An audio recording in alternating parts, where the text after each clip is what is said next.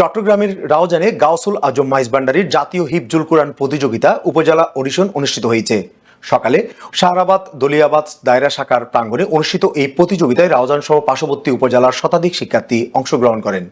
গাউসুল আজম মাইজভান্ডারি হিফজুল কোরআন ফাউন্ডেশনের উদ্যোগে ও আলহাজ শাহ সুফি সৈয়দ ইমদাদুল হক মাইজভান্ডারির পৃষ্ঠপোষকতায় নাইবে সাজ্জাদানশীল সৈয়দ ইরফানুল হক মাইজভান্ডারির তত্ত্বাবধানে রাউজান উপজেলা কার্যকরী সংসদের সাধারণ সম্পাদক ও দলিলাবাদ দায়রা শাখার সভাপতি শফিকুল আলম সুমনের সভাপতিত্বে এতে প্রধান অতিথি ছিলেন জেলা কার্যকরী সংসদের দারুদ আলিম মাওলানা মোহাম্মদ সালাউদ্দিন। বিশেষ অতিথি ছিলেন দপ্তর সম্পাদক আব্দুল করিম, ফাউন্ডেশনের কোঅর্ডিনেটর হাফেজ কারি মোবারক আলী হোসাইনি, বিচারক মণ্ডলীতে ছিলেন হাফেজ কারি ওবায়দুল্লাহ বিন সাইফ সহ বিভিন্ন দায়রা শাখার নেতৃবৃন্দ ও সম্মানিত আলেমগণ।